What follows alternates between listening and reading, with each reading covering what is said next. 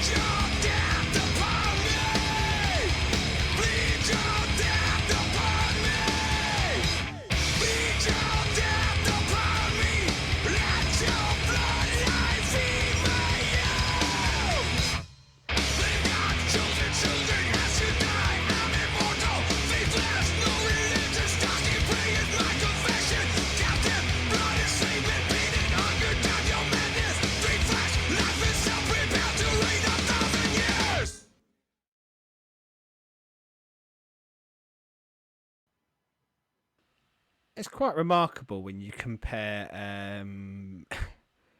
the facial expressions at the start of the video, so calm and relaxed, to where we get to. The music's the star of the show for me on this one, I think. But that's maybe that's a lie.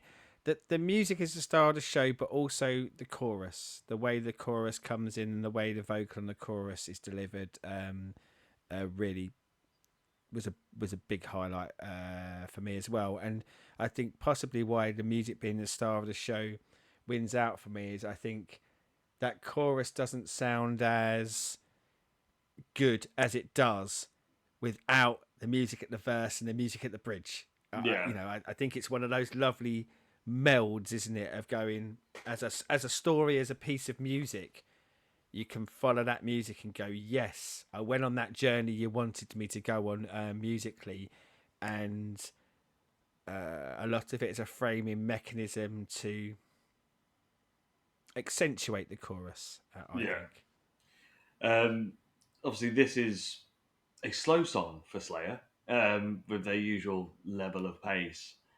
But I think that's gives it that ominous sort of vibe that it goes for, which helps. As I said, when the chorus comes in, it sort of it builds it to get Yeah, into it. Um, I still love this song as much as I did the first time I heard it. So this whole album cycle is like amazing for me because this was the first time I saw him live, and I saw him twice on the tour, and yeah, this was where the first of seeing him for like 20 odd times that I'd seen him before they called it a day. Um, and it was that thing of like this this song just is sort of where my Slayer is because I wasn't, I was two I, when, so I laugh because yeah, you say you're Slayer. We all have that, don't we? There are certain um lots of bands, but lots of songs and eras where you go, that's mine. And I do realise I'm on a planet with probably millions of other people also saying that's mine. But there's something about it connecting with you at a certain point when you're, like you said earlier, you can listen to music that was released before you were listening to it, or even before your lifetime. But there is something inherently different, isn't there, about you experiencing it as it happens. It yeah, feels like that little bit more special to you. yeah. Because the thing is, I was two when Angel of Death came out and Rain and Blood came out, and I'm like, as much as I fucking love Rain and Blood, which is a conversation that we've had off air of where I think that album sits and why it will be done at some point in whole. But that Not looking forward to that conversation again, but yeah, and nothing to do with the album, but I'm not looking forward to the conversation again because I know the lunacy that will come out of your mouth. But but yeah, as I said, that is that was pre me getting into him, and that's like 80 Slayer, and that's all pre me. And but this was, as I said, this was the first album that came out when I got into them. This was the first album cycle that I saw them on. You know, everything from here on out, I've been there day one when it first comes out. I'm not retrospectively finding it, and yeah, this is, as I said, this just hits me in that way. I love the fucking video as well. Just it so sort of it's got Blade vibes with the fact when they're covered in the blood, and then obviously Slayer being Slayer and have to have a bit of a knock on religion. Weird dirty priest at the end because it's Slayer. there's there's something you sort of saying about like your age when like Rain of Blood comes out. Bearing in mind, what we're fast forwarding 15, 16 years, aren't we, to this? And I just think it's like kind of worth noting that 15, 16 years later, I think they do a very good.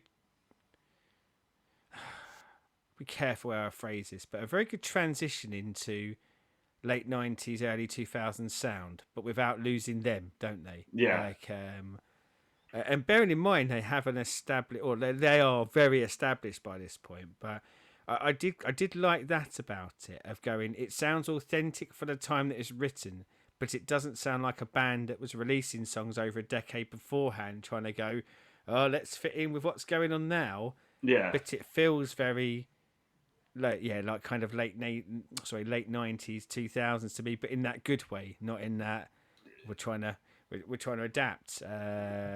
it's Felt an like it's probably the sort of sound that they were liking to hear, and they were integrating it into their style of music. yeah. So obviously at this point you've obviously got all new metal and everything being the big thing.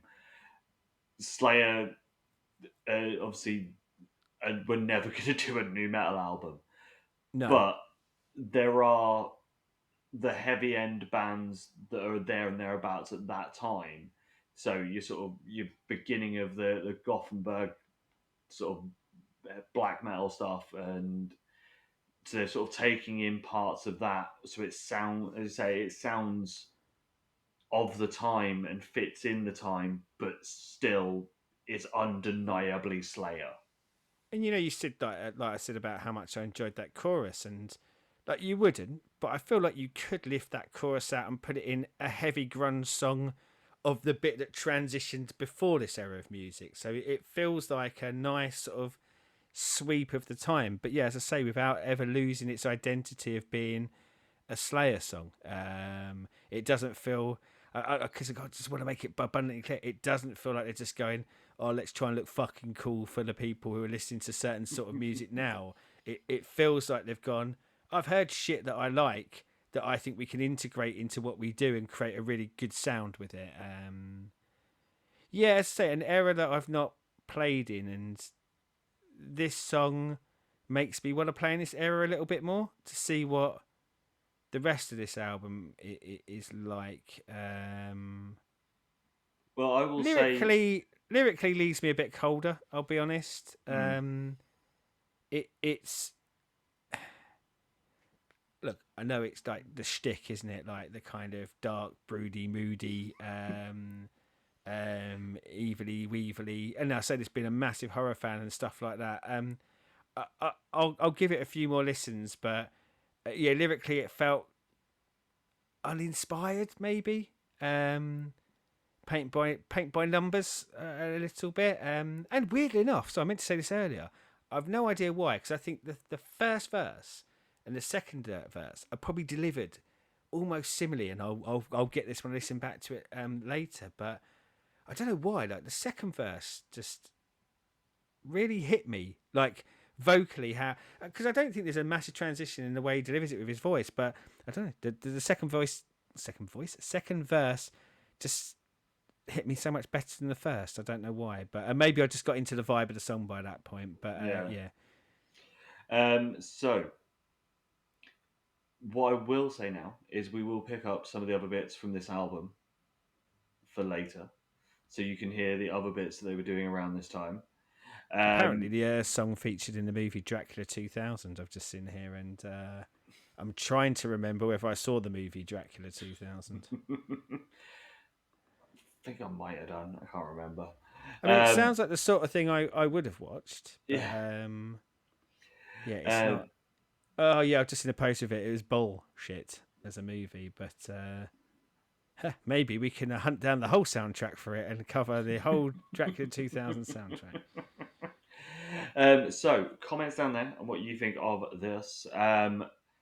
Slayer picks. Anything other than anything off Rain and Blood, because as I said, Rain and Blood will be done as a whole.